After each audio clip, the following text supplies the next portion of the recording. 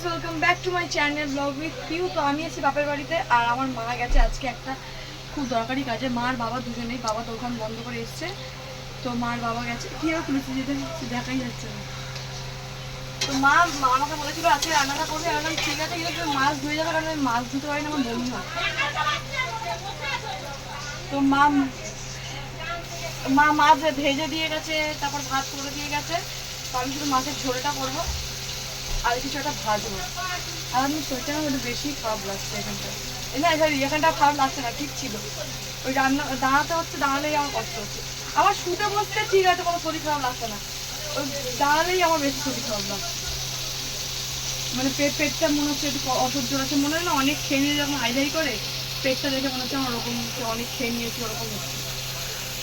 কিন্তু আমি আদৌ কিছু খাইনি, একটু পাতলা করে হাত ছোট অল্প করে খেতে চেয়েছি। আর আমি আদৌ তুমি করতে পারবো না বলে মা আমাকে এই কিনে দিয়ে গেছে পেয়েছি। আজকে কি রান্না করতে? আজকে রান্না হচ্ছে আমাদের কানবাবু। কি বললি কি আর আমার করতে পারি জানি না আমি, কেন আমি খাই নাই মাছ। কি খাবো বলে, মা মাছ ভেজে দিয়ে গেছে, বলে যে মাছ খাটবে, আমি ভাজতে পারবো না, ওই জন্য মা মাছও ভেজে দিয়ে গেছে। একদিন করতে হবে বলে, সবসময় যদি মা থাকতো মা করে নিত, এক টাইম পেতো। কিন্তু মা গেছে একটা কোর্টে কি কাজে, তাড়াতাড়ি মা এনে দিচ্ছে। ব্লগটা দেখতে থাকবো, আমার বাপের বাড়ির ব্লগ আবার কি বললাম। আর হ্যাঁ, আমার অনেকদিন বলছে মায়ের মুখে হিন্দি কথা, হিন্দি কথা শোনাবো মাকে এই ব্লগে।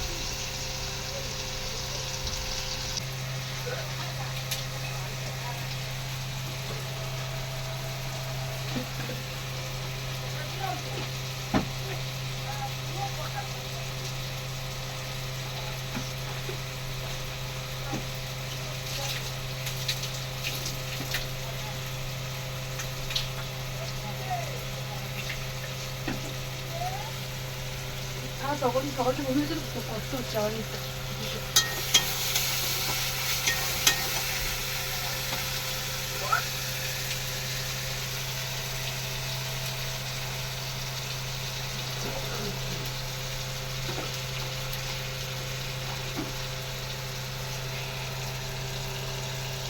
তো শরীর খারাপ, বমি করে অবস্থা খারাপ হয়ে গেছে। আর তুই এখন ইচ্ছে জেগেছে। মায়ের কাছ থেকে ডাব নিয়ে এসছে, এটা আমাদের দোকানের ডাব, গায়ে হেভি টেস্টি, একবার টেস্ট করে দেখো, তাদের আসো আমাদের দোকানে, প্রমোশন করে দিলাম। কিন্তু দরকার নেই, এখন গরমে ডাব পাওয়া যাচ্ছে না।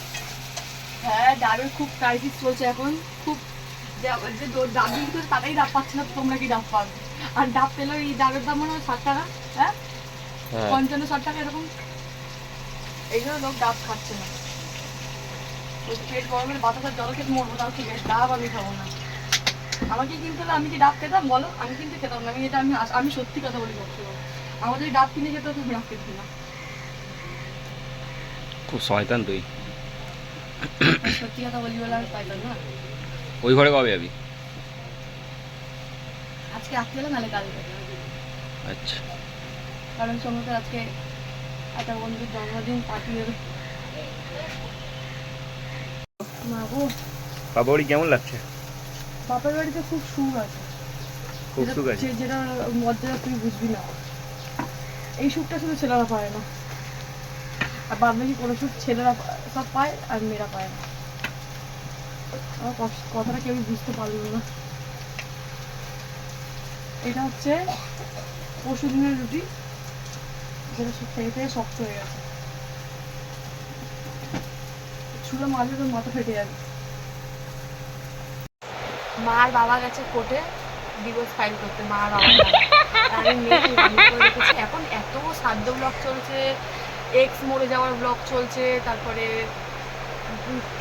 কি দাদু মরে গেছে এইসব ব্লগ চলছে। মা বাবার ডিভোর্স হয়ে গেছে, লাস্টে আমারই মা বাবা গেছে কোর্টে ডিভোর্স ফাইল করতে একে অপরের নামে। আর আমি করে রেখেছি কান্নাগুড়ের ঝোল আর উচ্চে আলু ভাজা। আর আমি এখন বরের সেবা করছি, পা থেকে দিচ্ছে আমার বলে বন্ধ কর। পিউর এখানেও এসেও বমি কমছে না। আজকে সকাল থেকে কন্টিনিউ 6 থেকে 7 বার বমি করেছিস। আর যেই জিনিসটা খাচ্ছি সেই জিনিসটাই বেরোচ্ছে। যখন প্রথমে বমি করলাম তখন পিত্তি বমি বেরিয়েছে, তারপর ছাতু খেয়েছিলাম, ছাতুটা বেরিয়েছে, ধাপ ধাপ করে আমার ছাতু বেরিয়েছে। তারপরে ছাতুটা বেরোনোর সময় ডাব এনে নিয়েছে, ডাবটাও আমার 50 টাকার ডাব চলে গেছে। আমার শরীরটা প্রচণ্ড খারাপ। আমার এখনই এই মাস থেকে যদি এতটা শরীর খারাপ হয়, আর যখন ভারী মাস আসবে তখন গাইজ আমাকে শিশুমঙ্গলে শুধু হয়েছে চিত্তরঞ্জনে ভর্তি করতে হবে। চিত্তরঞ্জনে দেবে ভর্তিই আছে, আমার ব্লগ আর আসছে না, তার মানে ভাববে তোমাদের পিউরি চিত্তরঞ্জনে ভর্তি অ্যাডমিট। আর আমার দেখাশোনা চলছে, আমি সুযোগ দিয়ে বসে আছি। আমার বর, আমি সবাইকে শুনেছি চুল খুলে রাখলে ভালো লাগে, আমার বছর বলে তুই চুল বেঁধে রাখতে, চুল খুলে ভালো লাগে না, কেন বলছি? আমার কি মনে দুঃখ লাগে না? হ্যাঁ, না তোকে ভালো লাগে না চুল খুলে রাখলে? ওটা মেনে নিতে বলো না, কেন চুলটা রেখে লাভ কি আছে? টাগলা মাথায় যাবো, তোমাকে এমনি ভালো লাগে। তো সেটুকু মানে উদ্গন্ডি আইঢাই টাইপ হচ্ছে, কেন জানি না। আর আমাকে একটা কথা বলে, ডাক্তার বলেছে যতগুলো আলোচনা করি সব বাচ্চা বলে, বাচ্চা একদম তলপেটের কাছে, তলপেটের কাছে লুচকুচ করছে। আমার এখান থেকে পেট পুরো টাইট, পেটটা বড় হয়েছে, ওপরে পেটটা খোলা, কেন ওপরে কী আছে আমি এটা বুঝতে পারি না, আমার মাথায় ঢোকে না। আমার যদি বাচ্চা নিচে থাকে, আমার ওপরে এই জিনিসটাই কী আছে, পেটটা যে এখানে কিছু খুলেছে, তো এখান থেকে তো খুলেছে আমার পেটটা, তো ওপরে কী আছে সেটা আমারও প্রশ্ন, সম্মুখীন প্রশ্ন, আমি বুঝি না কী বলবো, নিজেকেই আবার মনে হয়। আজকে ব্লগটা হচ্ছে এটা কি নিয়ে? তো পিউ চলে এসছে আবার দিদির বাড়িতে কাজ করতে। না গো, আমাকে দিয়ে কোনো কাজ করায় না, এরা মিথ্যা কথা। না না, দিদি যে হেল্প করে, মানে যে কাজ করে, ওর বাচ্চার ছেলে নাকি, ওর বাচ্চার নাকি 3 বছর বয়স, 2.5 বছর কেরোসিন তেল খেয়ে নিয়েছে। তা কি বাবা, আসেনি। তারপরে ফোন করেছিল, কিছু হয়নি? না, দিদি ফোন করেছিল, দিয়ে আসেনি। আর দিদি শ্বশুর বেরিয়ে যাবে। না না, বাচ্চাটার কিছু হয়নি, ফোন করেছিল, ঠিক আছে তো? হ্যাঁ ঠিক আছে, আর তো দুদিন আসবে না। না, আর ঠিক দিদি আছে। শ্বশুর আজকে বাড়ি চলে যাবে। দিদি মায়ের আগে স্কুলে ছাড়তে হবে, ওই জন্য বললো দিদি একটু করে দিয়ে আমার হাতে হাতে রান্নাটা করে, আমি দিয়ে করে দিচ্ছি। তুই ডাল আর এইটা চিকেন ভাত নিয়ে হয়ে আসবো, গেছে। খাবি? চিকেন নিয়ে আসবো? আরে মাছ মাংস আমার একদম নেই। এমনি করছিস কেন পিউ? তো কালকে রাত্রে আমার একটা ফ্রেন্ড চিকেন বানিয়েছিল, এত সুন্দর টেস্ট হয়েছিল, আবার চিকেন খেতে ইচ্ছা করছে, তো পিউকে বলছি একটু চিকেন বানিয়ে দিতে। ওই দাদাটা খুব সুন্দর রান্না করে, আমাদের এই যার কথা বলছি, ও একদম অনেক কিছু ভালো করে। দাদাটা নাচতে ভালো করে, তারা কি রান্না করতে ভালো করে। পিউ তোকে নিয়ে ঘুরতে যাবো আজকে, কোথায় যাবি? অনেক দিন হয়ে গেছে। কোথায় বলতো? পিৎজা খেতে। ইয়ে কি খুশি পিউ, আরে কি না না, খাবি না পিৎজা? কি পিউ, তুই নিজেই বলছিস পিৎজা খেতে তুই এত ভালোবাসিস, খাবি না? আমি খাবো। তুই এত কঞ্জুস কেন তুই? ভাই আমার একটুখানি কিচেন যদি। ও এখন পিউ সবজি নিয়ে বসে গেছে, চচ্চড়ি তো, চচ্চড়ি। কুমড়ো আলু বৈশাখ দিয়ে চচ্চড়ি আর ডাল। আর পিউ এখন প্রেগনেন্সিতে কত ধীরে ধীরে রোগ হয়ে যাচ্ছে, তেরি। আর কি বাজে দেখতে হয়ে যাচ্ছে দিনের পর, ভিখারির মতো হয়ে যাচ্ছে। কেন আগের বারেও তো এরকমই হয়েছিল মামা? না এরকম হয়নি, মোটেও না। হ্যাঁ, না কিরকম হয়ে তখন তো, যাচ্ছে। আবার ঘাড়ে কালোও পড়ে গেছিল, এখন তো ঘাড়ে কালো পড়েনি ওরকম ভাবে, পড়েছে? আমারও কিন্তু প্রথম প্রেগন্যান্সিতে ঘাড়ে কালো পড়ে গেছে। কেন আমাদের মণিমালার আমার ছোট ননদের এরকম হয়েছিল। তো এখন সোমনাথ, এখন বাজে 2টো, আর সোমনাথ বাজার থেকে মাছ নিয়ে এসছে, মামা আমার মায়েরাকে একেবারে স্কুল থেকে নিয়ে এসছে, যার জন্য আমরা ভাত খেয়ে বসছিলাম যে ও মাছ আনলেই আমরা রান্না করবো। তেল বসিয়ে দিয়েছি, আর দিদিকে বলেছি মাছটাকে দিদি ধুয়ে দেয়, কারণ আমি মাছ ধুতে ঘেন্না পাই না, বমি হয়, মাছ মাংস ধুতে ঘেন্না লাগে।